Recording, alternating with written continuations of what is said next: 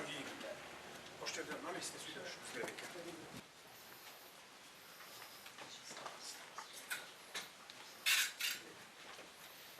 Ахмат, уважаемые дамы и господа, весьма рад приветствовать вас на сегодняшнем мероприятии.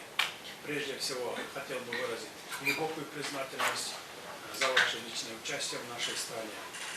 Хотел бы особо отметить ключевую роль президента компании Оппенхеймер Холдинг, уважаемого господина Роберта Ловенталя, в организации данного мероприятия.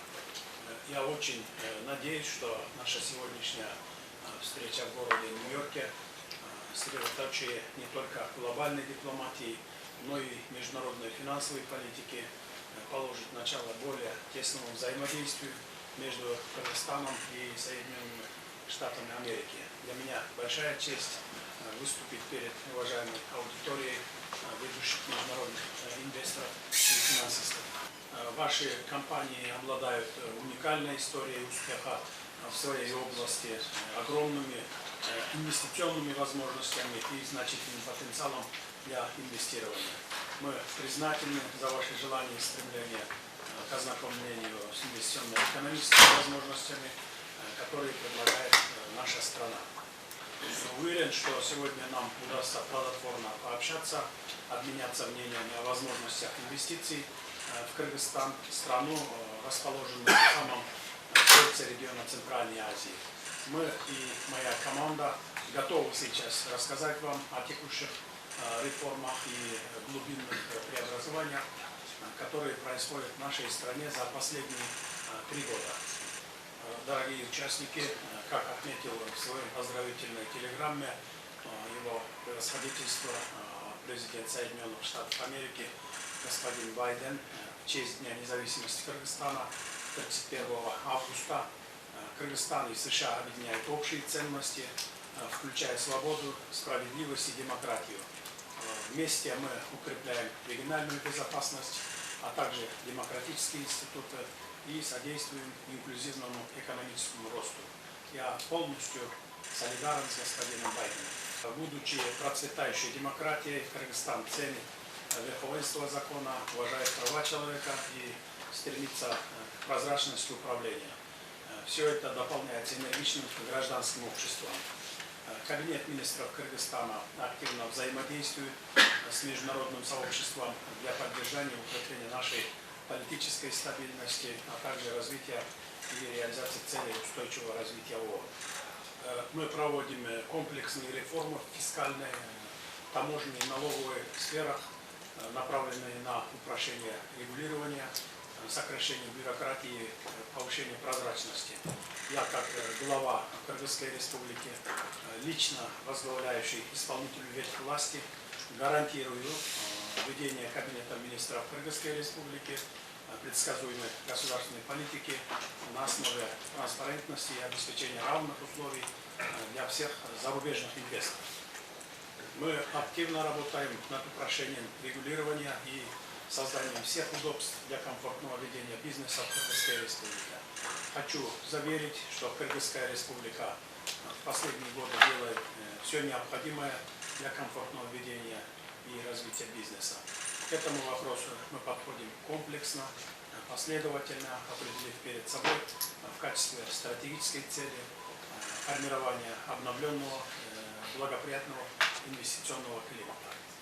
В числе преимуществ для инвестирования в Кыргызстан хотел бы отметить следующее.